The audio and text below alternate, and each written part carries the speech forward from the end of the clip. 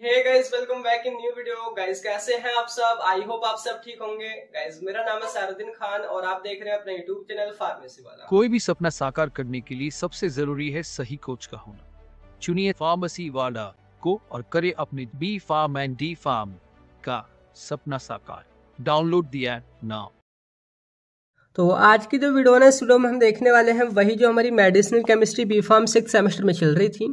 तो यहाँ पे ना देखिए हमारी यूनिट फर्स्ट चल रही है जो कि एंटीबायोटिक के बारे में, और उसका लेक्चर फर्स्ट भी हमने कवर कर लिया था, जिसमें हमने ना इंट्रो देखा था कि एंटीबायोटिक क्या होती हैं, वो कितने टाइप की होती हैं और उनका जनरल मोड ऑफ एक्शन क्या होता है। तो आपने उस पार्ट 1 या तो फर्स्ट लेक्चर को जरूर से देख लेना, जिससे आपको ना ये सारा इंट्रो समझ आ जाएगा कि यूनिट फर्स्ट में आपने क्या पढ़ना है और यूनिट सेकंड में भी क्या पढ़ना है। तो वहाँ पे देखिए ना क्लासीफाई की गई थी antibiotic on the basis of structure. तो सेम वही यहाँ पे स्ट्रक्चर के बेसिस पे क्लासिफिकेशन है, जैसे beta lactam antibiotic, aminoglycoside, tetracycline और मैक्रोलाइड और अदर मिसलेनियस वगैरह। तो ये जो क्लासिफिकेशन है वो स्ट्रक्चर के बेसिस पर है मेडिसिनल केमिस्ट्री में, ठीक है, क्योंकि लास्ट में हमने कवर भी करा था। तो अभी जो आज की इस वीडियो है ना, इसमें हम देखने वाले हैं कि बीटा लैक्टम एंटीबायोटिक क्या होती हैं, उनका क्लासिफिकेशन, और उसमें हम समझेंगे जो कि हमारा मेन पहला है वो है पेनिसिलिन। पेनिसिलिन क्या है और उसका हिस्टोरिकल बैकग्राउंड, उसका नोमेनक्लेचर, उसका सार, उसकी स्टीरियोकेमिस्ट्री, और उसको कौन कौन से केमिकल डिग्रेड करते हैं और उनका क्लासिफिकेशन, और कौन कौन से पेनिसिलिन के इंपॉर्टेंट प्रोडक्ट मार्केट में हैं, वो हम यहाँ पे देखने वाले हैं। तो देखते हैं इसके बारे में। इसके अलावा जो यहाँ पे जो हैंड रिटन नोट्स लिखे हुए हैं, इनको आप फार्मेसी वाला ऐप से डाउनलोड कर सकते हैं, आप प्ले स्टोर पर सर्च कर लेना, या फिर आपको लिंक डिस्क्रिप्शन में मिल जाएगा, वहाँ पे जाके चेक कर सकते हैं। एंड देखिए बात करें जो ये क्वेश्चन है पेनिसिलिन वाला, वो किस तरीके से पूछा जाता है। तो ये जो क्वेश्चन पेपर है वो 2022 का है, यहाँ पे मैं आपको दिखा दूँ। तो क्वेश्चन आया था पूरा 10 मार्क्स में कि outline the classification of beta lactam antibiotic with example and explain structure activity relationship of penicillin. पूरा क्लासिफिकेशन पूछा है, मतलब कि बीटा लैक्टम एंटीबायोटिक का एंड पेनिसिलिन के बारे में डिटेल में बताना होगा और उसका सार बताना होगा।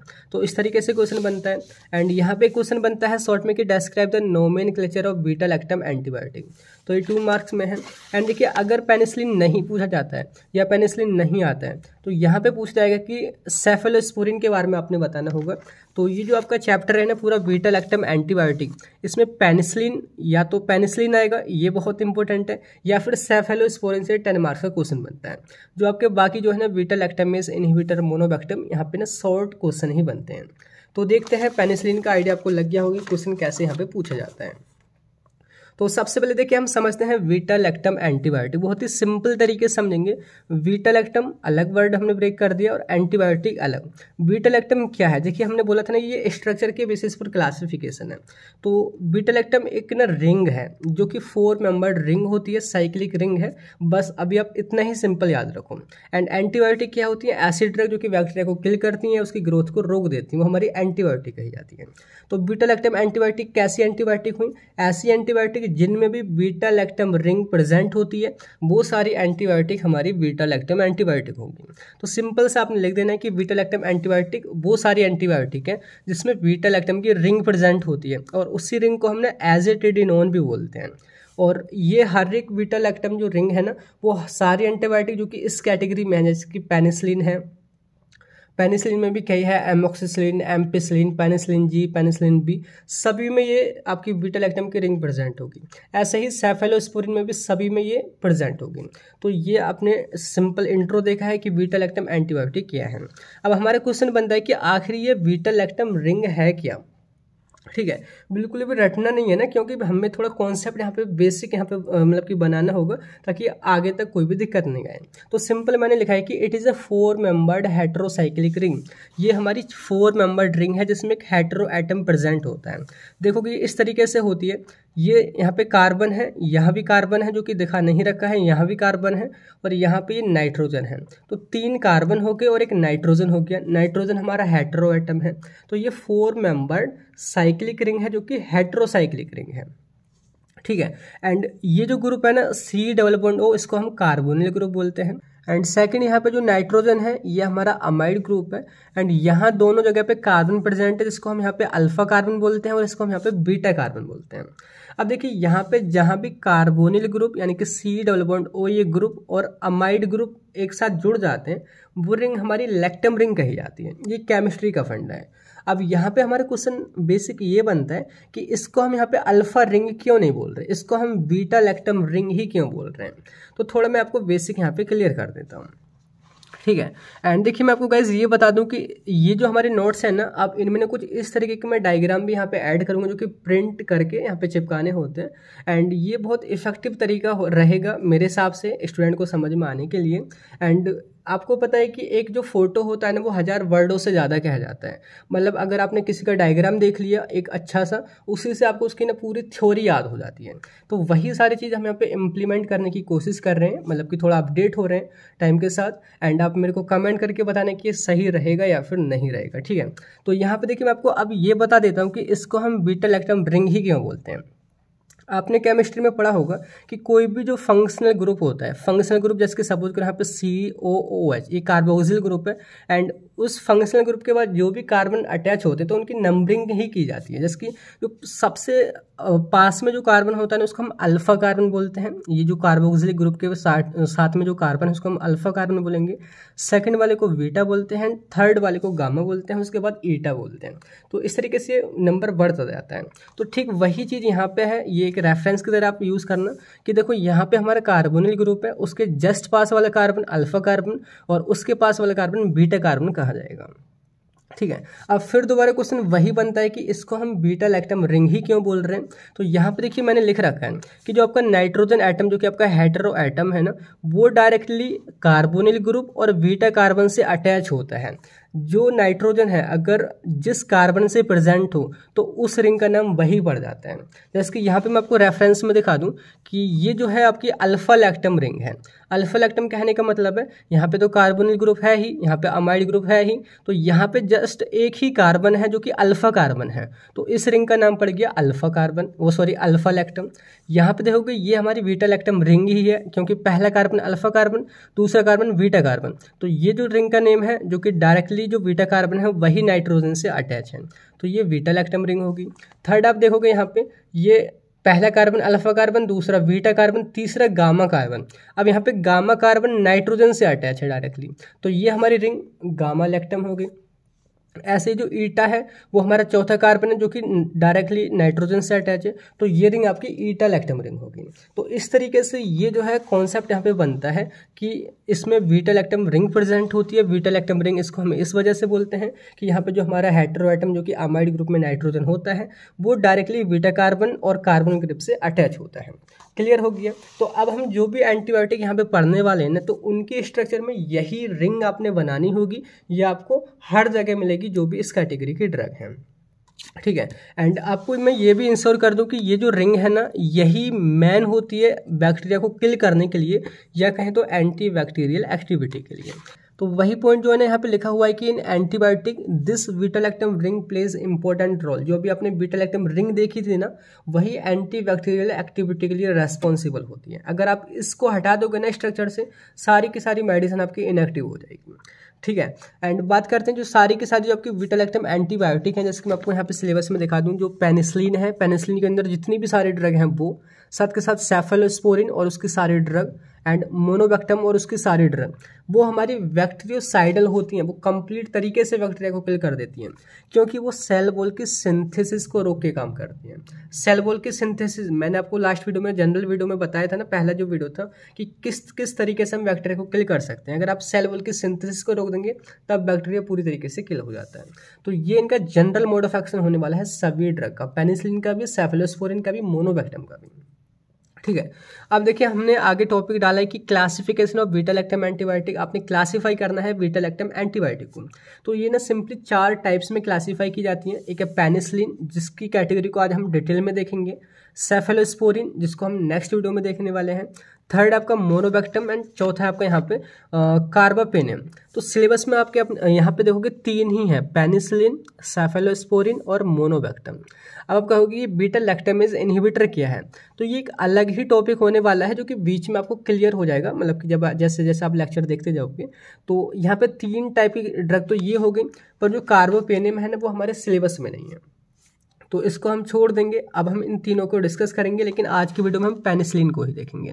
तो पेनिसिलिन जो है वो दो टाइप में फर्दर क्लासीफाई की जाती है। एक है नेचुरल पेनिसिलिन जो कि नेचुरल सोर्स फंजाई या किसी और माइक्रो ऑर्गेनिज्म में प्राप्त होती है, जैसे कि पेनिसिलिन जी है, पेनिसिलिन बी है। सेमी सिंथेटिक ये दूसरी कैटेगरी है, जो नेचुरल ड्रग है उसमें ही थोड़ा सा मॉडिफिकेशन करते हैं लैब में ले जाके और न्यू ड्रग आपकी बन जाती हैं, जैसे कि एमोक्सिसिलिन है, एम्पिसिलिन है, ऑक्सासिलिन है, क्लोक्सासिलिन है, नेफिसिलिन है, वो सारी इसी कैटेगरी के ड्रग हैं।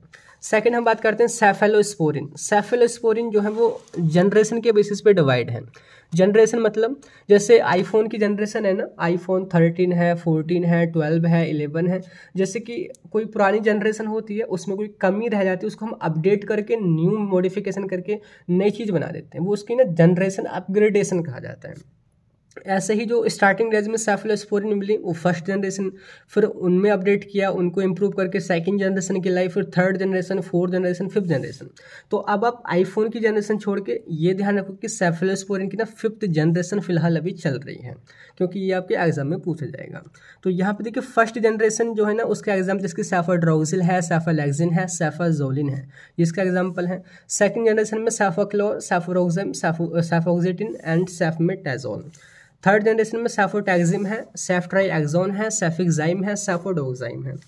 फोर्थ जनरेशन में सेफिपाइम, सेफपिरोम और सेफाजोप्रान। लास्ट में जो अभी फिफ्थ जनरेशन चल रही है ना उसमें है सेफ्टेरोलिन और सेप्टोविरोल। तो ये इसके एग्जाम्पल हो गए। तो इस तरीके से ना आपने पूरा ना चार्ट बनाना होगा क्लासिफिकेशन में। मोनोवेक्टम जो हमारी एंटीबायोटिक है, मैं आपको यहाँ पे थोड़ा सा रेफरेंस बता दूँ कि देखिए मोनो का मतलब होता है सिंगल, एंड वेक्टम ये बैक्टीरिया के पॉइंट ऑफ व्यू से यहाँ पे वर्ड ऐड किया गया है। तो ये जो हमारी एंटीबायोटिक है ना मोनोवेक्टम, इनमें केबल और केबल जो बीटा लैक्टम की रिंग है सिंपल वही होती है, लेकिन जो ये हमारी पेनिसिलिन है, सेफेलोस्पोरिन है, इनमें बीटा लैक्टम की रिंग तो रहती ही रहती है, साथ के साथ एक और रिंग साथ में फ्यूज्ड रहती है, जो कि मैं भी आपको उस स्ट्रक्चर में बाद में बताऊंगा। तो ध्यान रखो कि इनमें दो दो रिंग प्रेजेंट होती है, इसमें केवल एक ही रिंग होती है, इसी वजह से यहाँ पे मोनो वर्ड जोड़ा है, जिसके एग्जाम्पल है एस्ट्रियोनम और टिग्मोनम और कैरूमोनम और नेकार्डिसिन ए। तो ये इसके एग्जाम्पल हैं। कार्बिपेनम जो कि आपके सिलेबस में नहीं है फिर भी आप यहाँ पे लिख देना, एमिपेनम, मेरोपेनम, एर्टापेनम, डोरिपेनम। तो इस तरीके से अभी हम जो देखेंगे वो पेनिसिलिन के बारे में देखने वाले हैं। एंड अब यहाँ पे जो हमारा टॉपिक जो स्टार्ट होता है वो है पेनिसिलिन एंटीबायोटिक। तो सिंपल देखिए हम इसके बारे में समझते हैं। इसके यहाँ पे लिखा है पेनिसिलिन प्लस एंटीबायोटिक। पेनिसिलिन जो कि हमारी ना सबसे पहले डिस्कवर की गई एक एंटीबायोटिक है, जिसका जो नेम है वो आया है एक पेनिसिलियम नोटेटम फंगस से। ये फंगस का नेम है पेनिसिलियम नोटेटम, जिससे ये सबसे पहले डिस्कवर की गई थी एक्सीडेंटली। तो जो साइंटिस्ट थे उस टाइम पे अलेक्जेंडर फ्लेमिंग, तो उन्होंने ना फंगस के नेम के बेसिस पर इसका नाम पेनिसिलिन रख दिया। एंटीबायोटिक ऐसे ड्रग होती हैं जो कि बैक्टीरिया को किल करती हैं। तो पेनिसिलिन उस टाइम पे तो केवल एक ही ड्रग थी, लेकिन आज के टाइम पे एक पूरा क्लासिफिकेशन के थ्रू एकदम एक अलग कैटेगरी बनी हुई है, जिसमें कई सारी ड्रग होती हैं। तो ऐसी ड्रग जो कि पेनिसिलिन कैटेगरी के अंदर आती हैं उनमें बीटा लैक्टम की रिंग होगी, क्योंकि बीटा लैक्टम जो एंटीबायोटिक है उसी का एक टाइप है। तो सिंपल आपने कैसे डिफाइन करना है कि penicillin antibiotic are a type of beta lactam antibiotic which first time discovered from penicillium notatum fungus, जो कि इस फंगस से सबसे पहले डिस्कवर की गई थी और इनमें बीटा लैक्टम की रिंग प्रेजेंट होती है। ये जो एंटीबायोटिक जो होती है ना वो हमारी बैक्टीरिसाइडल होती हैं, पूरी तरीके से बैक्टीरिया को किल कर देती हैं एंड जो कि सेल वॉल की सिंथेसिस को रोक करके काम करती हैं। अब देखिए जो पेनिसिलिन जो है ना, यहाँ पे जो भी सारी ड्रग दे रखी है ना उनका ना सेपरेटली आपने हिस्टोरिकल बैकग्राउंड, नोमेनकल्चर, स्टेरियोकेमिस्ट्री, सार, केमिकल डिग्रेडेशन, क्लासिफिकेशन, वो सारा कुछ पढ़ना है। तो अब आपने ना पेनिसिलिन की वही सारी चीज़ पढ़नी है और आपका टॉपिक जो है ना कंप्लीट हो जाएगा। तो यहाँ पे देखिए थोड़ा हम हिस्ट्री के बारे में देखते हैं। तो यहाँ पे देखिए कुछ ये इमेजेस हैं जिनसे बहुत सारी चीज़ें आपको क्लियर होने वाली हैं। तो पेनिसिलिन जो है ना, सबसे पहले मैं आपको बताऊं कि पेनिसिलिन एक पहली ऐसी एंटीबायोटिक थी जो कि डिस्कवर की गई एक्सीडेंटली। जो साइंटिस्ट आप यहाँ पे देख रहे हैं ये अलेक्जेंडर फ्लेमिंग है, जो कि अपनी लैब में है और उन्होंने एक्सीडेंटली इसको डिस्कवर किया। अब कैसे डिस्कवर किया, तो देखिए ये जो ना अपनी लैब में जो है ना बैक्टीरिया के ऊपर रिसर्च कर रहे थे। बैक्टीरिया जो था वो ये पैट्री प्लेट में रखे हुए थे, उसके बारे में ये सारे कुछ समझ रहे थे। तो होता क्या है कि ये कुछ दिन ना मतलब कि वैकेशन के लिए जाते हैं, घूमने फिरने जाते हैं, और वैकेशन के बाद जब ये अपनी वापस लैब में आते हैं तो देखते हैं कि जिस पैट्री प्लेट में बैक्टीरिया रखे हुए हैं ना उसमें ना थोड़ा फंगस भी उगाया है। फंगस के उगाने से जहाँ जहाँ फंगस उगा है वहाँ वहाँ बैक्टीरिया की ग्रोथ नहीं हुई है। अब इन्होंने नोटिस किया कि क्या फंगस कुछ ऐसा केमिकल तो रिलीज नहीं करते जो कि बैक्टीरिया को किल कर देते हों।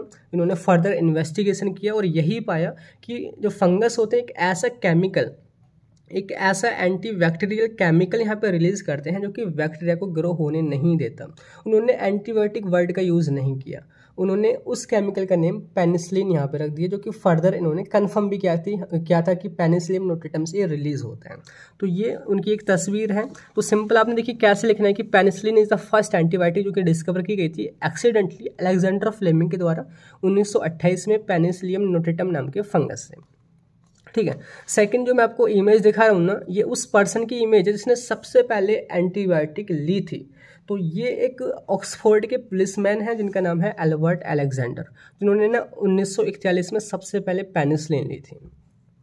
तो इनकी कंडीशन ना बहुत ज़्यादा ना गंभीर थी और जो डॉक्टर थे ना उनका नेम याद नहीं है, बस आप कहानी सुनो। उन डॉक्टर का कहना था कि ये जो आपके एल्बर्ट अलेक्जेंडर है ना बहुत ज़्यादा गंभीर थे और उनके बचने के बिल्कुल भी चांस नहीं थे, क्योंकि उस टाइम पे जब एंटी बैक्टीरियल या तो एंटीबायोटिक नहीं होती थी ना तो थोड़ा सा भी घाव होने से, थोड़ी सी इंजरी होने से आदमी कुछ ही दिन में मर जाता था बिना, क्योंकि जब बैक्टीरिया है वो ग्रो होता रहता था बॉडी में। तो जब उन्होंने पेनिसिलिन इनके अंदर इंजेक्ट की तो उन्होंने ना मिरेकल वर्ड का यूज़ किया था कि एकदम चमत्कार सा हो गया। ये समझो कि एक नामुमकिन काम यहाँ पे मुमकिन हो गया कि कैसे बच गए, एकदम मिरेकल उन्होंने यहाँ पे वर्ड यूज़ किया। तो सबसे पहले यही जो है एल्बर्ट अलेक्जेंडर उन्होंने इस पेनिसिलिन का यूज़ किया था। एंड यहाँ पे सेकंड इमेज में आपको दिखा रहा हूँ कि पेनिसिलिन जो है 1941 में ये आफ्टर क्लिनिकल ट्रायल मार्केट में लाई गई थी। तो 1941 के बाद में वहाँ पे वर्ल्ड वार 2 भी चल रहा था 1939 से 1945 के बीच में। तो पेनिसिलिन का बहुत बड़ा रोल है वर्ल्ड वार 2 में, जहाँ पे जो सोल्जर्स जो हैं उनको अगर कुछ भी इंजरी हो जाती थी, इन्फेक्शन वगैरह हो जाता था, तो उसमें उस बैक्टीरियल ग्रोथ को रोकने में इसका रोल था। तो यहाँ पे एक लाइन लिखी कि thanks to penicillin he will come home, यानी कि पेनिसिलिन के लिए धन्यवाद, अब जो भी सोल्जर है वो वापस अपने घर आ जाएगा। ठीक है, तो ये पेनिसिलिन का ना इंपॉर्टेंट रोल था यहाँ पे वर्ल्ड वार 2 में। तो थोड़ी सी हिस्ट्री आपको समझ आई। अगर स्पेशली हिस्ट्री का एक पॉइंट भी अगर क्वेश्चन में पूछा जाता है तो आप इस तरीके से बना करके लिख सकते हैं। क्लियर हो गया। तो यहाँ पे देखिए लिखा है कि पेनिसिलिन सबसे पहले जो दी गई थी ना ऑक्सफोर्ड के पुलिसमैन थे एल्बर्ट अलेक्जेंडर, जो कि February 12 और 1941 को दी गई थी। एंड इसके बाद देखिए हम बात करते हैं बेसिक स्ट्रक्चर ऑफ पेनिसिलिन। देखिए मैंने आपको बताया था कि पेनिसिलिन जो कि बीटा-लैक्टम कैटेगरी के अंदर आती हैं, तो उनमें बीटा-लैक्टम की रिंग तो कंपलसरी प्रेजेंट ही होगी। साथ के साथ ये भी बोला था कि ये जो रिंग है ना एक दूसरी रिंग के साथ फ्यूज्ड रहती है और उस रिंग का नेम है पर थायाजोलिडिन रिंग। तो सिंपल क्या लिखोगे कि बेसिक स्ट्रक्चर ऑफ पेनिसिलिन जो है ना वो एक बीटा-लैक्टम की रिंग और 5 मेंबर्ड थायाजोलिडिन की रिंग कंटेन करती हैं। अब थायाजोलिडिन जो नेम आया है, देखिए थाया जो वर्ड है ना केमिस्ट्री जो कि 4th सेमेस्टर में आपने नोमेनक्लेचर पढ़ा होगा, थाया जो वर्ड है वो सल्फर के लिए यूज़ करते हैं, एज अ जो वर्ड है वो नाइट्रोजन के लिए यूज़ करते हैं। तो वहीं से ये रिंग का नेम बना है थायाजोलिडिन रिंग। ठीक है, बस ये रिंग इसके साथ फ्यूज़ हो जाएगी, चिपक जाएगी और आपकी स्ट्रक्चर किसकी बन जाएगी, पेनिसिलिन की। ठीक है, देखो यहाँ पे बीच में ये आपकी बीटा-लैक्टम की रिंग है रेड वाली और ये ब्लू में जो है आपकी सल्फर वाली, ये होगी आपकी थायाजोलिडिन की रिंग। अब आप कहोगे कि ये CH3 ये यहाँ पे क्यों ऐड किए गए हैं।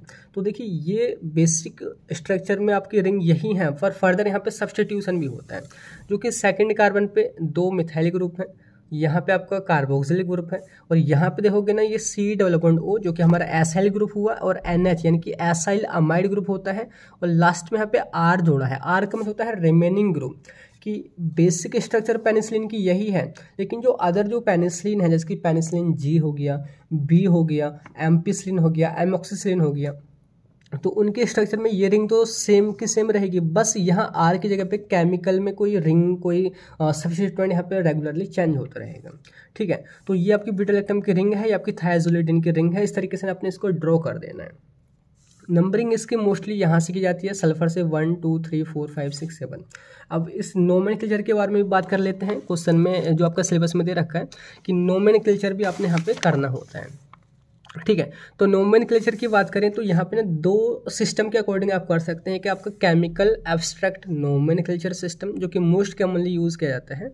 तो इस सिस्टम में जो नंबरिंग जो स्टार्ट होती है ना वो सल्फर से स्टार्ट होती है। जो यहाँ पे दे रखा है ये आपका यही केमिकल एब्स्ट्रैक्ट नोमेनक्लेचर सिस्टम के अकॉर्डिंग यहाँ पे लिखा हुआ है। ठीक है। लेकिन एक सेकंड और मेथड है जो आपका USP, United state pharmacopoeia nomenclature system. यहाँ पे जो नंबरिंग स्टार्ट होती है वो नाइट्रोजन से स्टार्ट होती है। पहले इसको हम प्रायोरिटी देते हैं 1 2 3 4 5 6 7, बस इन दोनों में यही डिफरेंस है। ठीक है। अभी केमिकल एब्स्ट्रैक्ट जो मेथड है उसके अकॉर्डिंग जो नेम जो आता है ना पेनिसिलिन का, वो आता है 6 acyl amino 2,2 dimethyl penam 3 carboxylic acid. देखो ये जो रिंग है ना इतनी, ये सारी की सारी इसको ना पेनिम वर्ड यूज़ कर दिया गया है। पेनिम, पेनिम यहाँ पे एक वर्ड यूज़ किया है पेनिम, वो पूरी इस रिंग के लिए यूज़ किया गया है। अब देखो कि 6th पोजीशन पे एसाइल अमीनो ग्रुप है, तो यहाँ पे लिखोगे 6 एसाइल अमीनो। सेकंड पे 2 डाईमिथाइल, इस तरीके से 2,2 डाईमिथाइल। एंड यहाँ पे पूरी जो रिंग है उसको आपने पेनिम नेम दे दिया, और थर्ड जो कार्बन है वहाँ पे कार्बोक्सिलिक एसिड है, तो इस तरीके से इसका नेम आया है। सेकंड जो यूएसपी नोमेनक्लेचर है जस्ट अपोजिट ही होता है। यहाँ पे ना नाइट्रोजन से स्टार्टिंग होती है। अब इसका अगर आप नेम देने की कोशिश करोगे तो स्टार्टिंग देखिए यहीं से होगी 6 एसाइल अमीनो, ये 6 एसाइल अमीनो 3,3 डाईमिथाइल, यहाँ पे तीसरे कार्बन पे आपके डाईमिथाइल आ रहे हैं 3,3 डाईमिथाइल, 7 पर ऑक्सो और 4 पर यहाँ पे थाया, एंड यहाँ पे एजा वाई साइक्लोहेप्टेन 2 कार्बोक्सिलिक एसिड, ये एजा है एंड 2 साइक्लिक रिंग है, तो वाई साइक्लोहेप्टेन इसलिए बोल रहे हैं क्योंकि 7 एटम है इसमें, एंड कार्बोक्सिलिक एसिड यहाँ पे आपका कार्बोक्सिलिक एसिड। तो इस तरीके से यहाँ पे जो है ये आपका यूएसपी नोमेनक्लेचर सिस्टम के अकॉर्डिंग इसका नेम आता है। तो क्लियर हो गया, आपने पहले स्ट्रक्चर ड्रॉ करना समझना पड़ेगा, तब आपने इसका नोमेनक्लेचर यहाँ पे करना होगा। अब यहाँ पे देखिए सिलेबस में है वो है स्टीरियो केमिस्ट्री आपने बतानी होगी। अब ये स्टीरियो केमिस्ट्री क्या है, देखिए आप इमेज से समझ जाओगे कि यहाँ पे जो अरेंजमेंट जो होता है ना एटम्स का स्पेस में, अगर आप उसकी स्टडी करते हैं तो वही आपका स्टीरियो केमिस्ट्री कहा जाता है। अपने आइसोमर पढ़े थे, स्टीरियो आइसोमर, 4th सेमेस्टर की ऑर्गेनिक केमिस्ट्री याद करो, ऑप्टिकल आइसोमर, जियोमेट्रिकल आइसोमर, यानी कि ऐसे केमिकल जिनका ना आपका स्ट्रक्चर फार्मूला और उनका केमिकल फार्मूला सेम होता है, लेकिन उनका जो अरेंजमेंट होता है ना स्पेस में वो अलग अलग होता है, और उसकी वजह से ना उनकी जो मतलब कि फार्माकोलॉजिकल एक्शन या तो जो एक्टिविटी होती है वो भी अफेक्ट होती है। तो आपने सिंपल ये बताना होगा यहाँ पे कि पेनिसिलिन की स्टीरियो केमिस्ट्री क्या है। आपने वहाँ पे ना RS सिस्टम ऑफ नोमेनक्लेचर या DL सिस्टम ऑफ नोमेनक्लेचर पढ़े थे ऑप्टिकल आइसोमर में, जियोमेट्रिकल आइसोमर में, सेम वहीं से आपने इसका ना स्टीरियो केमिस्ट्री यहाँ पे पता करना होगा।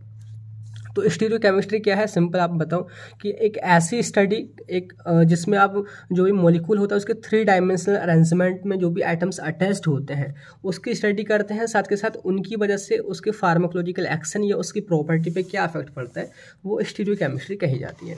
अब स्टीरियो केमिस्ट्री लिखने के लिए सिंपल पहले तो आपने ना स्ट्रक्चर यहाँ पे ड्रॉ करनी होगी, और वहाँ पे ना कायरल कार्बन पता लगाने होंगे। कायरल कार्बन आपने पढ़े थे ऑर्गेनिक केमिस्ट्री में, ऐसे कार्बन जो कि चारों तरफ से यानी कि चारों बैलेंसेस से अलग अलग एटम से जुड़े होते हैं वो कायरल कार्बन कहे जाते हैं। तो यहाँ पे ना देखिए तीसरा कार्बन, 5वां कार्बन और 6ठा कार्बन ये कायरल कार्बन है। अब मैं आपको बता दूंगा, तो पहले देखिए लिखना है कि penicillin molecule has 3 chiral carbon, C3, C5 and C6। Chiral carbon ऐसे कार्बन एटम जो कि चारों तरफ से अलग अलग एटम से जुड़े होते हैं। इसकी यहाँ पे कार्बन जो है ना इधर Br से जुड़ा है, इधर Cl से जुड़ा है, इधर CH3 से, इधर हाइड्रोजन से, चारों तरफ से अलग अलग से जुड़ा पड़ा है। तो ये आपका कायरल एटम है। ऐसे देखो आप सिंपल यहाँ पे स्ट्रक्चर में गौर करो, ये बीच में आपका कार्बन है, कार्बन के ऊपर ये कार्बन उधर से कार्बन से जुड़ा पड़ा है, इधर COOH से जुड़ा है, इधर नाइट्रोजन से जुड़ा है, साथ के साथ इसके पास यहाँ पे एक हाइड्रोजन भी है। तो चारों तरफ से ये जो है अलग अलग एटम से जुड़ा है। ऐसे ही यहाँ पे कार्बन वो भी ऐसे ही जुड़ा है, और ये 6वां कार्बन ये भी ऐसे ही जुड़ा है। अब यहाँ पे ना देखिए आपने ना एब्सोल्यूट कन्फिगरेशन लिखना होता है। कन्फिगरेशन जो आपने RS सिस्टम पढ़ा था नोमेनक्लेचर या कन्फिगरेशन का, जैसे कि यहाँ पे ना इसका जो पेनिसिलिन का जो कन्फिगरेशन है वो 3S और 5R और 6R है।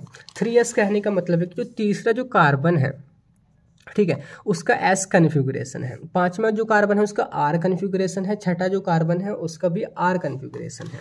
एस और आर का मतलब देखिए, मैंने बहुत बेसिक से चीज़ें यहाँ पे, आपको बिल्कुल भी डाउट ना रहे ना, मैंने सारी चीज़ें लिखी हैं कि एस का मतलब होता है सिनिस्टर, जो कि एक लैटिन वर्ड है जिसके मीनिंग है लेफ्ट साइड। आर का मतलब होता है रेक्टस, ये जो एस है इसका मतलब है सिनिस्टर, आर का मतलब है रेक्टस यानी कि राइट। अब ये जो कन्फिगरेशन है ये पता लगाना होता है। अब आप 4th सेमेस्टर में पढ़े होंगे, भूल तो गए होंगे आप पक्का यहाँ पे। अब थोड़ा सा मैं आपको ना 2-3 रूल बताऊंगा और आपने बिल्कुल भी रटना नहीं है। आप सेफलोस्पोरिन का भी आगे पढ़ेंगे, आप आगे अमीनोग्लाइकोसाइड का भी पढ़ेंगे, आप आगे टेट्रासाइक्लिन का भी पढ़ेंगे। तो रटना थोड़ी है, सिंपल आप रूल याद रखो और ड्रॉ कर देना।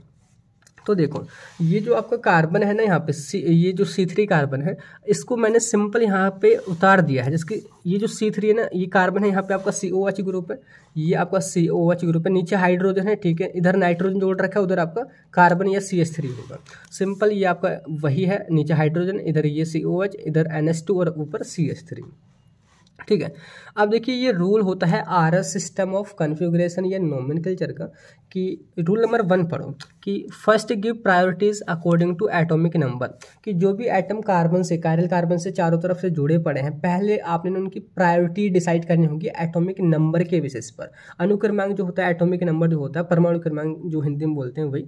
तो यहाँ पे नाइट्रोजन का 7 होता है, हाइड्रोजन का 1 होता है, कार्बन का 6 और यहाँ भी कार्बन का 6, ठीक है।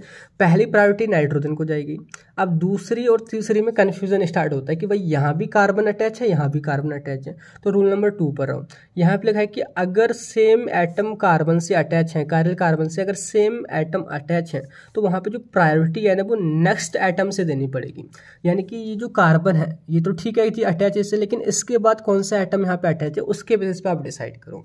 यहाँ पे कार्बन से फर्दर हाइड्रोजन अटैच है जिसका 1 ही होता है एटॉमिक नंबर, लेकिन यहाँ पे ऑक्सीजन है जिसका 8 यहाँ पे होता है, ठीक है। तो यहाँ पे क्या हो जाएगा, इसको हम ज़्यादा प्रायोरिटी देंगे। तो पहला नंबर इसको प्रायोरिटी, जिसका 7 है, क्या परमाणु क्रमांक क्या बोलता है, एटॉमिक नंबर। दूसरी प्रायोरिटी इसको, तीसरी प्रायोरिटी इसी को जाएगी कार्बन को, जिसका 6 होता है, हाइड्रोजन का 1 होता है। अब ये जो है आपने इस तरीके से एरो काटना होगा, ये इस तरीके से एरो गया। अब आप देखो ये जो ना एंटी क्लॉकवाइज जा रहा है, यानी कि उल्टे हाथ की तरफ जा रहा है। अब मैंने यहाँ पे लिख रखा है लेफ्ट का मतलब होता है सिनिस्टर यानी कि एस। तो आप सिंपल होता है कि सी जो है यानी कि C3 जो कार्बन है वहाँ पे जो कन्फिगरेशन है वो एस कन्फिगरेशन है, ठीक है। अब ऐसे ही आप दूसरे का देखो यहाँ पे, जैसे कि मैं आपको 5वें का बता देता हूँ। 5वें पे इधर सल्फर जोड़ा पड़ा है, इधर नाइट्रोजन जोड़ा पड़ा है, इधर भी नाइट्रोजन है, और सॉरी इधर यहाँ पे कार्बन है और इधर हाँ बस यही है, और ऊपर यहाँ पे हाइड्रोजन जोड़ा पड़ा है, ठीक है। इधर सल्फर, इधर हाइड्रोजन, इधर कार्बन, इधर नाइट्रोजन। तो सल्फर का सबसे ज़्यादा है तो यहाँ से स्टार्टिंग होगी, दूसरा नाइट्रोजन का है, तीसरा कार्बन का है, हाइड्रोजन का है। तो इस तरीके से घूमेगा, तो ये सीधे हाथ की तरफ घूम रहा है यानी कि क्लॉकवाइज घूम रहा है। तो यहाँ पे आर कन्फिगरेशन हो गया, 5वें कार्बन पे आर कन्फिगरेशन है, समझ आ गया। एंड तीसरा रूल, और अब मैं आपको बता दूँ अगर आपसे गलती ना हो जाए बीच में, कि if lowest priority atom is on horizontal line then oppose the configuration. अगर देखो ये जो सबसे लोएस्ट प्रायोरिटी यहाँ पे किसकी है, हाइड्रोजन की, क्योंकि ये 4थे नंबर पे आ रहा है। ये अभी वर्टिकली है, ये इस तरीके से खड़ा है, ठीक है, इस तरीके से। अगर ये हॉरिजॉन्टली इस तरीके से होता ना, तो जो भी आपका रिजल्ट आ रहा है ना उसको उल्टा कर दो। अगर यहाँ पे एस कन्फिगरेशन आ रहा होगा ना तो उसको आर लिखना होगा, जस्ट अपोज कर देना होगा। कब, जब आपका लोएस्ट प्रायोरिटी ग्रुप हॉरिजॉन्टली यहाँ पे अटैच है। क्लियर हो गया। इस तरीके से आपने कन्फिगरेशन पता करना है। मैं थोड़ा बेसिक से ही समझा रहा हूँ ताकि अपने रटना ना पड़े, ठीक है। तो ये इस तरीके से कन्फिगरेशन लिखना होता है। तो ये RS सिस्टम ऑफ कन्फिगरेशन, ये नोमेनक्लेचर हो गया। आप DL से भी लिख सकते हैं। आपने डेक्स्टर रोटेटरी, लिबो रोटेटरी पढ़ा होगा ना, तो यहाँ पे C5 और C6 जो है वो लिबो रोटेटरी कन्फिगरेशन शो करते हैं, मतलब कि जो आपकी प्लेन पोलराइज लाइट है ये उसको एंटी क्लॉकवाइज डायरेक्शन में घुमा देते हैं। C3 जो कार्बन है वो डेक्स्टर रोटेटरी यानी कि ये सीधे हाथ की तरफ घुमा देता है। तो ये एक अलग दूसरा मेथड है, तो किसी से भी आप यहाँ पे लिख सकते हैं, ठीक है। अब यहाँ पे आपका टॉपिक इसी में स्टार्ट होता है, वो है सार, यानी कि मोस्ट इंपॉर्टेंट होता है सार। तो सार क्या है, देखो 4th सेम में 5th सेम में आप पढ़ के आए हैं, अब लास्ट सेमेस्टर है ये आपका। लास्ट सेमेस्टर क्यों, मतलब कि उसके बाद आप सार नहीं पढ़ोगे। 7th सेम में 8th सेम में मेडिसिनल केमिस्ट्री नहीं है। तो सार क्या होता है कि ड्रग की जो स्ट्रक्चर है उसके सारे जो पार्ट है उनका क्या अफेक्ट पड़ता है ड्रग की एक्टिविटी पे, वही रिलेशनशिप स्ट्रक्चर एक्टिविटी रिलेशनशिप कही जाती है। तो लिखना है कि SAR it refers to the relationship between the chemical structure of drug to its pharmacological activity. मैं इस वजह से बता रहा हूँ ताकि आप कई दिनों बाद से या तो महीने भर में भी शायद पढ़ रहे हो तो सार का आपको मीनिंग दोबारा से याद आ जाए। तो सार को लिखने के लिए सिंपल आपने ना यहाँ पे स्ट्रक्चर ड्रॉ करनी होती है। ये आपकी बीटा लैक्टम की रिंग है, वही आपका यहाँ पे थायाजोलिडीन की रिंग है और यहाँ पे आपका एसाइल अमाइड ग्रुप है। अब यहाँ पे ना आप नंबरिंग कर दो 1 2 3 4 5 6 7। अब यहाँ पे क्या करना है, जो पहला जो एटम है यहाँ पे उसको आप इस तरीके से लिखते हैं कि यहाँ पे सल्फर है, ये आपका डाईमिथाइल है, ये आपका कार्बोक्सिल ग्रुप है, ये आपकी पूरी थायाजोलिडीन की रिंग है, ये आपकी बीटा लैक्टम की रिंग है, ये आपका एसाइल अमाइड है। अब हर एक जो पॉइंट है ना, हर एक जो नंबर है 1 2 3, हर एक के बारे में एक एक पॉइंट लिख दूँ कि अगर आप सल्फर को हटा देंगे तो क्या फ़र्क पड़ेगा, सल्फर का रोल क्या है। यहाँ पे डाईमिथाइल को अगर आप हटा देंगे तो क्या फ़र्क पड़ेगा और इसका क्या रोल है इस एंटीबायोटिक की स्ट्रक्चर में। ऐसे सभी के बारे में पॉइंट लिख देने हैं। तो पहले हम बात करते हैं पोजीशन 1। पोजीशन 1 पे सल्फर है जो कि काफ़ी नेसेसरी होता है एंटीबायोटिक के स्ट्रक्चर में। अगर हम सल्फर की जगह सल्फोन जोड़ दें या सल्फोक्साइड जोड़ दें, मतलब कि यहाँ पे ऑक्सीडाइज कर दें थायाजोलिडीन की रिंग को, यहाँ पे S डबल बॉन्ड O, अगर ये हम जोड़ देते हैं तो यहाँ पे जो हमारी ड्रग है वो स्टोमक के एसिड यानी कि गैस्ट्रिक एसिड में काफ़ी स्टेबल हो जाती है, पर उसकी एक्टिविटी यहाँ पे कम हो जाती है। लिखा है कि यहाँ पे जो है ना आपकी ड्रग जो है वो स्टोमक के एसिड में तो स्टेबल ज़्यादा हो जाएगी पर उसकी एक्टिविटी थोड़ी कम हो जाएगी, तो इस वजह से हम इसको चेंज ही नहीं करते, सल्फर यहाँ पे ऐसे का ऐसा ही रहता है। दूसरा है पोजीशन 2 पे आपका डाईमिथाइल ग्रुप है, तो डाईमिथाइल ग्रुप भी काफ़ी नेसेसरी होते हैं एक्टिविटी के लिए, इनको आप बिल्कुल भी चेंज नहीं कर सकते, ये यहाँ पे मस्ट होने ही चाहिए।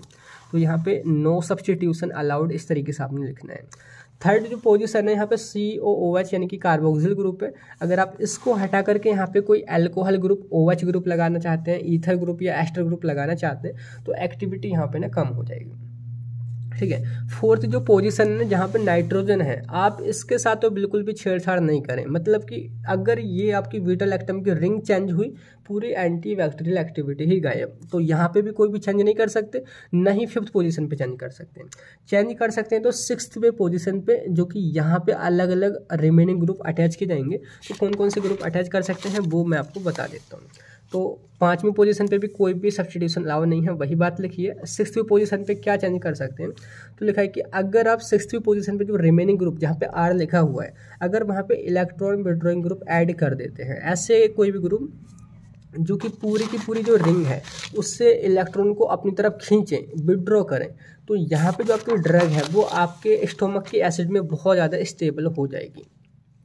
लिखना है कि if an electron withdrawing group added at this position, so आपकी ड्रग वो एसिड में काफ़ी ज़्यादा स्टेबल हो जाएगी। कैसे ग्रुप आप ऐड कर सकते हैं, इसके NO2 है, Cl है, Br है, अगर आप यहाँ पे ऐड कर दोगे तो आपकी ड्रग एसिड में ज़्यादा स्टेबल होगी। सेकंड कि अगर आप वहीं R की जगह पर अगर आप बल्कि ग्रुप ऐड कर देंगे तो आपकी जो ड्रग है वो रेजिस्टेंस डेवलप कर लेगी बीटा लैक्टमेज एंजाइम के अगेंस्ट। अभी मैं आपको बताऊँ कि ये एंजाइम क्या होता है।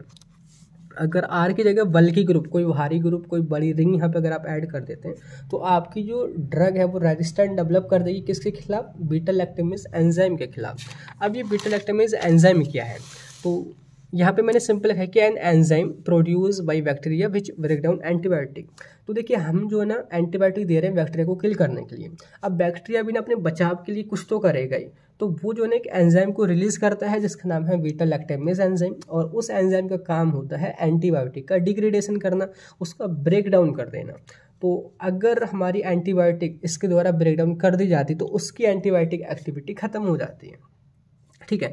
तो अगर आप नॉर्मल एंटीबायोटिक में कोई हल्का सा ग्रुप यहाँ पे लगाओगे तो वो बैक्टीरिया जो एंजाइम जो है उसको डिग्रेड कर सकता है। अगर आप यहाँ पे बाहरी ग्रुप लगाओगे तो वो डिग्रेड नहीं कर पाएगा, वो रेजिस्टेंट डेवलप यहाँ पे हो जाएगा।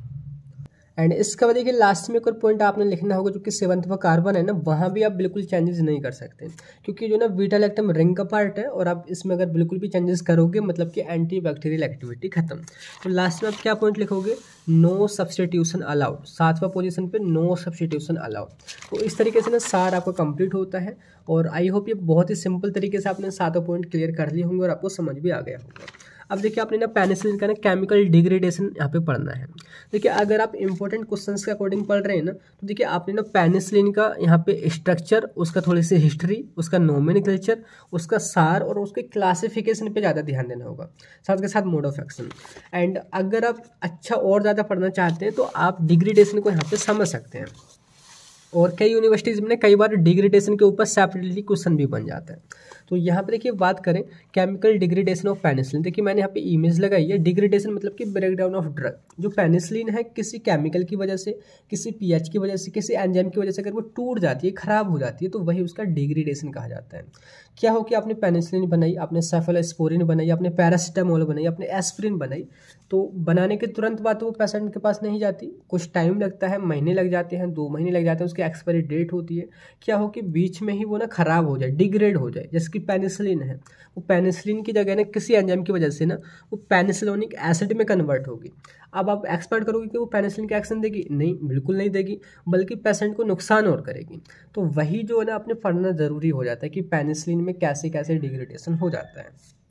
तो सिंपल यहाँ पर हाईलाइटेड है कि केमिकल डिग्रेडेशन एक ऐसी प्रोसेस है जिसमें ब्रेकडाउन हो जाती है पेनिसिलिन किसकी वजह से? हाइड्रोलाइसिस की वजह से, यानी कि वाटर लाइसिस की वजह से, ऑक्सीडेशन की वजह से, एंजाइम की वजह से। और उसके बाद में उसकी एंटी माइक्रोबियल एक्टिविटी तो छोड़ो, वो फर्दर और भी नुकसान करती है पेशेंट के लिए। तो कौन कौन से तरीके हैं जिनकी वजह से वो जो है डिग्रेड हो जाती है? तो यहाँ पे देखिए एक तरीका जो कि है वाई अमाइडेज एंजाइम। एक एंजाइम है जो कि आपके जो अमाइड बॉन्ड जो होते हैं, अमाइड बॉन्ड उनको ब्रेक कर देती है पेनिसिलिन के अंदर। दूसरा जो तरीका है एक बीटा लैक्टेमेज एंजाइम। याद करो मैंने यहाँ पे बोला था कि बीटा लैक्टेमेज एंजाइम एक ऐसा एंजाइम होता है जो कि बैक्टीरिया के द्वारा प्रोड्यूस किया जाता है खुद को प्रोटेक्ट करने के लिए एंटीबायोटिक के खिलाफ। तो वो हमारी एंटीबायोटिक को डिग्रेड कर देता है, खराब कर देता है। तो सेकंड तरीका क्या है इसका डिग्रेड होने का? बीटा लैक्टेमेज एंजाइम की वजह से ही खराब हो जाती है। तीसरा है कि हाइड्रोलाइसिस ऑन स्ट्रॉन्ग एसिड। अगर उसको आप बहुत ही कम एसिड पे ले जाते हैं 3 से कम पीएच पे, तो ज़्यादा एसिड पे ले जाते हैं, यानी कि 3 से कम पीएच पे, तो वो डिग्रेड हो जाती है, हाइड्रोलाइसिस उसकी हो जाती है। और ज़्यादा एल्कलाइन पीएच पे वो हाइड्रोलाइज कर जाती है। तो इनमें से आप कोई भी 2-3 तरीके लिख सकते हैं। तो पहला तरीका देखिए सिंपल, आपने स्ट्रक्चर के साथ बताना होगा। तो अमाइडेज एंजाइम क्या है, पहले मैंने उसका थोड़ा सा जनरल बेसिक बताया कि एक ऐसा एंजाइम होता है जो कि अमाइड बॉन्ड की हाइड्रोलाइसिस करता है, अमाइड बॉन्ड, ठीक है। एंड इस कंडीशन में अगर हम पेनिसिलिन के रेस्पेक्ट में देखें तो ये जो एंजाइम है पेनिसिलिन को डिग्रेड कर देता है C6APA, यानी कि 6 अमीनो पेनिसिलोनिक एसिड। क्या हो कि देखो आपने पेनिसिलिन बनाई और उसमें ये वाला एंजाइम कहीं से आ गया या आपके स्टमक में पहुंच गया कई बार, और बाहर भी मिलता है, और वो इसमें पेनिसिलिन को कन्वर्ट कर दे, तो पेनिसिलिन खराब हो जाएगी, पेनिसिलिन अपना एक्शन ही नहीं दिखाएगी। अब देखो होगा क्या, पेनिसिलिन के स्ट्रक्चर आप बनाओ, ये simple sulphur 2 dimethyl group COH और यहाँ पे आपका सारा कुछ पेनिसिलिन होगी। यहाँ पे आपने अमाइडेज एंजाइम इस तरीके से शो करना है। अब यहाँ से ये पूरा ग्रुप यहाँ पे गायब कर दो, ये जो सारा ग्रुप है वो अमाइडेज एंजाइम खा जाता है, उसको अलग कर देता है। तो बचता है कि यहाँ पे NH2 रह जाता है। अगर आप यहाँ पे जोड़ोगे तो आपने यहाँ पे पूरा करना पड़ेगा बैलेंसिंग। तो ये आपका 6 अमीनो, यानी कि 6वीं पोजीशन पे अमीन ग्रुप है, बाकी आपका पेनिसिलिनिक एसिड यानी कि 6APA यहाँ पे बन जाता है। तो यह है डिग्रेडेशन अमाइडेज एंजाइम की वजह से। नेक्स्ट है degradation by beta lactamase enzyme. मैंने बोला बीटा लैक्टेमेज एंजाइम एक ऐसा एंजाइम है जो कि बैक्टीरिया खुद को प्रोटेक्ट करने के लिए एंटीबायोटिक के खिलाफ प्रोड्यूस करता है।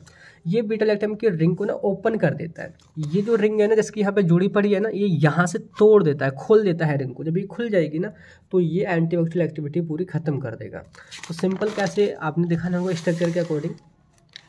यहाँ पे देखो ये आपकी पेनिसिलिन है, पेनिसिलिन के स्ट्रक्चर बार बार अगर मैं आपको बताऊंगा तो टाइम लगेगा। एंड यहाँ पे बीटा लैक्टेमेज एंजाइम आपने इस तरीके से लिखना होगा। अब ये एंजाइम क्या करेगा, ये वाटर की प्रेजेंस में यहाँ पे जो है ना, ये जो C+O था ना, यहाँ पे OH ग्रुप भी अटैच कर देता है, ये एसिड बना देता है, COOH बना देता है, जो कि आपका पेनिसिलोइक एसिड बन जाता है, और ये बीच में से रिंग खुल जाती है। तो ये भी एक डिग्रेडेशन होता है।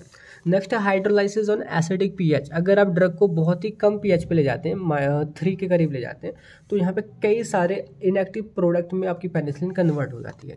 जैसे कि पेनिसिलिन यहाँ पे स्ट्रक्चर उसकी है, साथ के साथ ये जो है कम पीएच पे है, यानी कि 3 से कम पीएच, तो यहाँ पे H+ आयन यहाँ पे कई सारे होंगे। तो होता क्या है कि ये जो ऑक्सीजन जो है ना ये इस तरीके से यहाँ पे बॉन्ड बनाने की कोशिश करता है और बॉन्ड यहाँ पे बना लेता है, जैसे कि आप देखोगे यहाँ पे ये बॉन्ड ये वाला ब्रेक हो जाता है, साथ ही यहाँ से बॉन्ड बन जाता है, तो ये आपका पेनिसिलिनिक एसिड बन जाता है। पेनिसिलिनिक एसिड जो कि आपका इनएक्टिव होता है। फर्दर ये और भी चेंज हो जाता है एसिड की प्रेजेंस में, यहाँ पे ये फर्दर पेनिलिक एसिड में कन्वर्ट हो जाता है, जहाँ पे पहले केवल कुछ भी नहीं था, यहाँ पे COH ग्रुप और आकर के अटैच हो जाता है, एंड लास्ट में पेनोलोइक एसिड में भी ये कन्वर्ट हो जाता है। तो इस तरीके से जो आपकी पेनिसिलिन जो है ना, आप इसको ना यहाँ तक भी दिखा सकते हैं, ये भी आपका इनएक्टिव प्रोडक्ट ही होता है। तो इस तरीके से ना पेनिसिलिन की हाइड्रोलाइसिस होती है एसिडिक पीएच में। सेकेंड है हाइड्रोलाइसिस ऑन एल्कलाइन पीएच, जब पीएच ज़्यादा होता है 8, 9, 10, 11, 12 होता है तब भी ये हाइड्रोलाइज कर जाती है। तो यहाँ पे देखोगे सिंपल पेनिसिलिन के स्ट्रक्चर है, यहाँ पे एल्कलाइन पीएच है यानी कि OH बहुत ज़्यादा होंगे और वाटर तो होगा ही होगा। तो ये क्या होता है, सबसे पहले तो रिंग ओपन होती है, सेम वैसे ही जैसे कि आपका बीटा लैक्टेमेज एंजाइम करता है, और यहाँ पे वही पेनिसिलिक एसिड ही बनता है, यहाँ भी पेनिसिलिक एसिड ही बन रहा था। ठीक है, अब ये रिंग ओपन हुई, उसके बाद डीकार्बोक्सिलेशन होता है। डीकार्बोक्सिलेशन का मतलब है कि CO2 रिमूव होता है, ये जो है ना CO2 के रूप में यहाँ से निकल जाएगा और आपका यहाँ पे बचेगा NH यानी कि ये केवल इतना ही बचा है और ये रिंग बची है, तो ये आपका पेनिलोइक एसिड हो गया। एंड फर्दर हम मर्क्यूरिक क्लोराइड की और वाटर के प्रेजेंस में ये जो ना ब्रेक डाउन हो जाता है 2 अलग अलग कंपाउंड में, ये यहाँ से ना ब्रेक कर जाता है, ये अलग बन गया आपका पेनिडोएल्डिहाइड और ये आपका अलग बन गया डीपेनिसिलिनामीन। तो इस तरीके से यहाँ पे जो है क्या होता है, डिग्रेडेशन होता है पेनिसिलिन का। तो ये आई होप क्लियर हो गया होगा। एंड इसके बाद देखिए हम बात करते हैं mechanism of action of penicillin की पेनिसिलिन काम कैसे करती है, उसका मैकेनिज्म आपने बताना है। तो देखिए मैंने आपको पहले ही बोला था कि पेनिसिलिन एक बैक्टीरियोसाइडल होती है, यानी कि पूरी तरीके से बैक्टीरिया को किल कर देती है, जो कि कैसे किल करती है, सेल वॉल के सिंथेसिस को रोक करके उसके सिंथेसिस नहीं होने देती। लिखना है कि penicillin is a bacteriocidal which works by inhibiting synthesis of cell wall of bacteria. अब ये सेल वॉल क्या है, देखिए मैं आपको थोड़ा समझा दूं, ये डायग्राम है एकदम अच्छे से प्रिंट करके मैंने यहाँ पे छापा है, तो आपको क्लियर हो जाएगा। ये बैक्टीरिया है, बैक्टीरिया के बाहर जो आप येलो कलर देख रहे हैं ना, ये सेल वॉल है। इसमें जो ग्रीन कलर देख रहे हैं ना, इसके अंदर सेल मेम्ब्रेन होती है और देन अंदर न्यूक्लिक एसिड यहाँ पे है। ठीक है, तो ये जो सेल वॉल जो होती है कवच की तरह होता है, ये ना बैक्टीरिया को ना प्रोटेक्ट करता है, कोई भी हार्मफुल आपका कोई भी एजेंट हुआ या इन्वायरमेंटल कोई भी कंडीशन हुई तो वहाँ से ना प्रोटेक्ट करके रखता है किसको, बैक्टीरिया को। अब हम इसी प्रोटेक्टिव जो लेयर है ना, उसी पे मेडिसिन का असर देंगे, या बोल तो मेडिसिन इसी पर असर करेगी और बैक्टीरिया को मार देगी। तो यहाँ पे थोड़ा जूम आउट किया गया है कि जो सेल वॉल जो होती है ना येलो कलर में, उस पर एक रिसेप्टर प्रेजेंट होता है जिसको हम प्रोटीन भी बोल सकते हैं, और ये पूरी तरीके से पेनिसिलिन बाइंडिंग प्रोटीन के नेम से जाना जाता है। यहाँ पे पेनिसिलिन बाइंड होगी और अपना एक्शन दिखाती है। तो ये जो पेनिसिलिन है ना ग्रीन कलर में है, गोली के रूप में दिखा रखा है, ये रेड कलर में ना वही बाइंडिंग साइट है, यानी कि पेनिसिलिन बाइंडिंग प्रोटीन। पेनिसिलिन यहाँ पे बाइंड होती है, बाइंड होने के बाद सेल वॉल की सिंथेसिस को रोक देती है। अब क्वेश्चन बनता है कि सेल वॉल की सिंथेसिस को कैसे रोकती है। तो यहाँ पे जो सेल वॉल जो है ना, ये येलो कलर जो है ना, ये पेप्टाइडोग्लाइकॉन का बना होता है। पेप्टाइडोग्लाइकॉन, पेप्टाइड प्लस ग्लाइकॉन, ग्लाइकॉन का मतलब होता है यानी कि sugar part, plus peptide bond यहाँ पे क्रॉस लिंक होते हैं और ये आपका सेल वॉल यहाँ पे बन जाती है। और इसके बनाने में एक एंजाइम का काफ़ी बड़ा रोल है, जो कि आपका ट्रांस पेप्टाइडेज एंजाइम, जो कि क्रॉस लिंकिंग कराता है पेप्टाइड बॉन्ड की किसके साथ में, शुगर पार्ट के साथ में। तो होता क्या है कि अगर हमारी ड्रग इसी ट्रांस पेप्टाइड एंजाइम को ब्लॉक कर दे या उसको इनहिबिट कर दे, मतलब कि सारी सेल वॉल की सिंथेसिस बनने की प्रोसेस या सिंथेसिस होने की प्रोसेस रुक जाएगी और बैक्टीरिया की सेल वॉल यहाँ पे नहीं बनेगी। ठीक है, तो लिखना है कि cell wall synthesis of bacteria depend on transpeptidase enzyme. So penicillin क्या करती है, पेनिसिलिन जो है अपनी प्रोटीन बाइंडिंग साइट से बाइंड होकर के, जिसको हम शॉर्ट में PBP बोलते हैं, तो ये सेल वॉल के सरफेस से बाइंड होकर के इसी यानी कि ट्रांस पेप्टाइडेज एंजाइम को ब्लॉक कर देती है और सिंथेसिस को रोक देती है, सेल वॉल के सिंथेसिस को नहीं होने देती। एट लास्ट में आपका बैक्टीरिया डाई कर जाता है। डाई कैसे हो जाएगा, देखो यहाँ पे जब सेल वॉल नहीं बनेगी ना, वो थोड़ा कमज़ोर हो जाएगा। अब वो पूरी तरीके से एक साथ नहीं मरेगा, उसके पास अभी सेल मेम्ब्रेन है, उसके पास न्यूक्लिक एसिड है, उसके पास प्रोटीन सिंथेसिस के लिए राइबोसोम भी है। तो होता क्या है कि बाहरी इन्वायरमेंट जो कि हमारे अभी बॉडी की बात चल रही है, तो इसके आसपास लिक्विड होता है, तो लिक्विड ईजिली इसमें आने लग जाता है, वाटर बहुत ज़्यादा बैक्टीरिया के अंदर घुसने लग जाता है। ठीक है, ऑस्मोसिस के थ्रू होता क्या है कि बैक्टीरिया बहुत ज़्यादा फूल जाता है और एक ऐसी कंडीशन आती है वो बस्ट हो जाता है, वो फट जाता है और बैक्टीरिया पूरी तरीके से किल हो जाता है। तो यहाँ पे फटा हुआ बैक्टीरिया कुछ इस तरीके से नज़र आता है। तो ये है आपका mechanism of action of penicillin. I hope आपको क्लियर हो गया होगा। एंड इसके बाद देखिए बात करते हैं क्लासिफिकेशन ऑफ पेनिसिलिन एंटीबायोटिक। तो सिलेबस में देखिए आपने क्लासिफिकेशन भी बताना है, साथ के साथ इंपॉर्टेंट प्रोडक्ट बताने हैं पेनिसिलिन कैटेगरी के। तो पेनिसिलिन की कौन कौन सी दवाइयाँ अवेलेबल हैं मार्केट में, इंपॉर्टेंट कौन कौन सी, वो भी आपने साथ के साथ बता देनी है, ठीक है। तो यहाँ पे देखिए बात करें क्लासिफिकेशन ऑफ पेनिसिलिन एंटीबायोटिक। तो क्लासिफिकेशन जो है ना वो सोर्सेज के बेसिस पर है कि वो कहाँ से ऑब्टेन हो रही है। तो एक है नेचुरल पेनिसिलिन और दूसरे सेमी सिंथेटिक। नेचुरल जो कि नेचुरल सोर्स से मिलेंगे, सेमी सिंथेटिक मतलब कि थोड़ा सा उसमें ही मॉडिफिकेशन कर जाएगा जो नेचुरल सोर्स से मिल रही है। तो देखिए आपने ना स्ट्रक्चर हर एक की ड्रॉ करनी होगी, क्योंकि ये जो ना मेडिसिनल केमिस्ट्री है, फार्माकोलॉजी नहीं है, एंड आपके अदरवाइज नंबर यहाँ पे कर सकते हैं। तो देखिए कॉमन स्ट्रक्चर वही है, आपकी बीटा लैक्टम की रिंग है, थायाजोलिडिन की रिंग है, और ये जो आर जो है ना आर, बस यहीं पे अलग अलग ग्रुप ऐड होंगे और एक आपकी नई ड्रग बनती चली जाएगी। तो आपने ये कॉमन स्ट्रक्चर तो जरूर ही ध्यान रख लेनी है। तो बात करते हैं पहले आपकी नेचुरल पेनिसिलिन। ऐसी पेनिसिलिन एंटीबायोटिक जो कि नेचुरल सोर्स, जिसकी फंगस से मिल जाती हैं या किसी और माइक्रोब से मिल जाती हैं, वो आपकी नेचुरल पेनिसिलिन कही जाएंगी। इसमें ना दो आती हैं, पेनिसिलिन जी और पेनिसिलिन बी। तो देखिए मैंने यहाँ पे ना ये अच्छे से प्रिंट किया है ताकि ना आपको एकदम ये समझ आए कि आखिर मार्केट में दवाई मिलती कैसे है। अब आपको ये दिख रहा है ना, मैं थोड़ा अच्छे से समझ आ रहा हूँ कि भाई ये जो दवाई है ना वो ऐसे मिलती है। तो जो पेनिसिलिन जी है ना वो पेंडिस 800 के नेम से आती है। पेनिसिलिन जी पोटेशियम इसमें इसका सॉल्ट है। तो इसके स्ट्रक्चर की बात करें तो आर की जगह ना सिंपल बेंजीन और CS2 ये ग्रुप ऐड कर दो, इसको हम बोलेंगे बेंजाइल। बेंजाइल क्यों जो बोल रहे हैं, बेंजाइल पेनिसिलिन का केमिकल नेम है। बेंजाइल क्यों बोल रहे हैं, बेंजाइल यानी कि बेंजीन प्लस ये जो आपका CS3 जो ग्रुप जुड़ता है, CS2 जो ग्रुप जुड़ता है, उसकी वजह से ना आइल सफिक्स जुड़ जाता है, तो ये आपका बेंजाइल कहा जाएगा। सिंपल आपने ये उठाया, इसको उठा करके आपने इस आर के पास यहाँ पे ऐड कर, तो ये आपका क्या बन गया, पूरा का पूरा स्ट्रक्चर पेनिसिलिन जी। ऐसे ही सेकंड आपका पेनिसिलिन बी, इसको हम फेनॉक्सीमिथाइल पेनिसिलिन बोलते हैं केमिकली। ये मार्केट में इस तरीके से आती है कि penicillin B potassium tablet USP। तो यहाँ पे देखोगे ये आपकी बेंजीन है, ये आपका मिथॉक्सी ग्रुप कहा जाएगा। तो ये आपका बोलेंगे आप इसको फिनॉक्सी प्लस CS2 यानी कि मिथाइल ग्रुप रहेगा, तो ये वहीं आर की जगह जुड़ जाएगा, तो आपका पेनिसिलिन बी बन जाएगा। नेक्स्ट आपका सेमी सिंथेटिक एंटीबायोटिक, यानी कि जो आपके नेचुरल एंटीबायोटिक हैं इनकी पेनिसिलिन जी, पेनिसिलिन बी, उन्हीं में थोड़े से चेंजेस करेंगे हम लैब में ले जा करके, और आपकी एक न्यू ड्रग बनाई जाएगी, वही सेमी सिंथेटिक एंटीबायोटिक कही जाती है। और इसकी बहुत पॉपुलर ड्रग है जिसकी एमोक्सिसिलिन।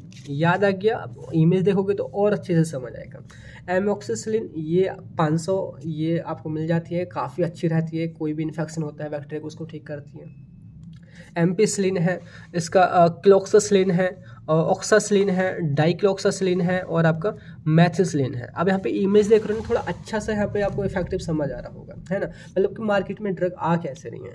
तो यहाँ पे देखिए एमोक्सिसिलिन के स्ट्रक्चर समझो कि आर की जगह ना सिंपल आपने ये जो रिंग है यानी कि बेंजीन रिंग, यहाँ पे हाइड्रोजन जोड़ा है और साथ में CH NH2 यहाँ पे जुड़ा पड़ा है, ये जो है आपने उठा करके आर की जगह पे जोड़ना पड़ेगा। पूरा की पूरी स्ट्रक्चर आपकी एमोक्सिसिलिन की कही जाएगी।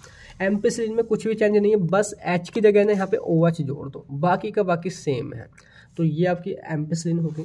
थर्ड है क्लोक्सासिलिन, इसमें देखिए दो आपकी रिंग यानी कि साइकिल जोड़नी होती है कि आपकी 6 मेंबर्ड बेंजीन की रिंग तो है ही, साथ के साथ 5 मेंबर्ड एक और रिंग यहाँ पे ऐड करनी होती है, और यहाँ पे Cl जुड़ा पड़ा है किससे, बेंजीन से। तो ये Cl यानी कि क्लोक्सा यहीं से बढ़ा रहा है, क्लोक्सासिलिन।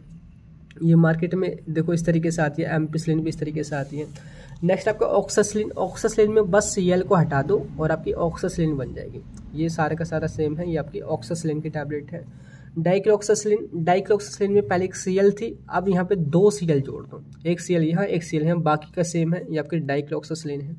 नेक्स्ट आपका मैथिसिलिन, मैथिसिलिन में आर की जगह पे ये जोड़ना होता है बेंजीन और OCH3 ये इस तरीके से मैथिसिलिन की आपको ना टैबलेट यहाँ पे सॉरी इंजेक्शन फॉर्म में मिलता है। मैथिसिलिन जो है पैरेंटल रूट से दिया जाता है, तो ये इंजेक्शन है। तो इस तरीके से ना पेनिसिलिन के आपकी क्लासिफिकेशन आई होप क्लियर हो गया होगा। अब यहाँ पे देखिए हम बात करते हैं यूज़ कि पेनिसिलिन के क्या क्या यूज़ हैं। तो पहला जो यूज़ है ना वो है कि रेस्पिरेटरी जो कंडीशन होती है ना, जिसकी निमोनिया वगैरह हो जाना, आपका फायरिंग्स का सूज जाना, यानी कि जिसको हम बोलते हैं मतलब कि फेरेंकाइटिस, और इसके अलावा ब्रोंकाइटिस, साइनोसाइटिस, तो उन सभी को ठीक करती है। यहाँ पे आपको मैंने इमेज जोड़ी है, यानी कि रेस्पिरेटरी सारी कंडीशन को भी ठीक करने में यूज़ होती है।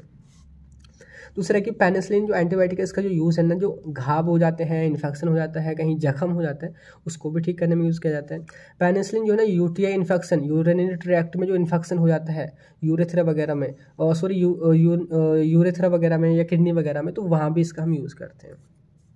नेक्स्ट आपको देखो है amoxicillin is effective to treat ear, nose and throat infection. आँख, कान, गले के जो इन्फेक्शन हो जाते हैं उनमें भी एमोक्सिसिलिन का यूज़ किया जाता है। क्लोक्सासिलिन का जो यूज़ है वो बोन का इन्फेक्शन हुआ या हार्ट वॉल्व का इन्फेक्शन हुआ, लंग्स में इन्फेक्शन हुआ, स्किन में इन्फेक्शन हुआ, ब्लड में इन्फेक्शन हुआ, तो उसको ठीक करने में। एंड पेनिसिलिन का जो यूज़ है इंपॉर्टेंट वो है सिफिलिस और डिफ्थीरिया। सिफिलिस यानी कि जो आपके जननांग होते हैं ना, वहाँ पे इन्फेक्शन हो जाता है बैक्टीरिया का, तो उसको ठीक करने में। साथ के साथ डिफ्थीरिया, ये जो आपको इमेज आप देखो नज़र आ रही है ना, अच्छे से समझ आ रहा होगा कि ये गले में जो दिक्कत हो जाती है डिफ्थीरिया, उसको ठीक करने में यूज़ होता है। तो ये है इसके यूजेस। अब बात करते हैं एडीआर। एडीआर यानी कि डायरिया हो जाता है, ये जो बंदा खड़ा है इसको डायरिया, पेट में गड़बड़ हो रही है। एलर्जिक रेसेस नज़र आते हैं या हाइपर सेंसिटिविटी के रिएक्शन, खुजली वगैरह होती है, ऐसे रेसेस नज़र आते हैं। नोजिया यानी कि उसको उल्टी वगैरह होना, जी मचलाना, जैसे कि मैंने इमेज यहाँ पे ऐड करी है। Degenerative changes in the spinal cord, spinal cord में डीजनरेटिव चेंजेस होते हैं, उसमें मतलब कि दुखन होता है या दर्द वगैरह होने लग जाता है, ये इसके कुछ एडीआर है। सीजर यानी कि गिर जाना या तो दौरे पड़ जाना, फीवर आ जाना, डर्मेटाइटिस यानी कि स्किन पर या डर्मिस पे सूजन हो जाना, तो ये जो है ना एडीआर हो गया पेनिसिलिन के। तो आई होप ये जो सारे कुछ मैंने आपको बताया है ना, वो क्लियर हो गया होगा पेनिसिलिन के बारे में। अब मेरे को आप कमेंट करके बताना कि ये जो नोट्स मैंने इस तरीके से बनाए हैं, इसमें टाइम तो देखो बहुत लगा है प्रिंट वगैरह करने में, उसको चिपकाने में। अब बस मेरे को आप बताना कि लग कैसा रहा है और आपको इफेक्टिव समझ आ रहा है कि नहीं। तो यही बताना था, फिर मिलते हैं नेक्स्ट वीडियो में। तब तक के लिए बाय बाय, तब thank you, have a nice day.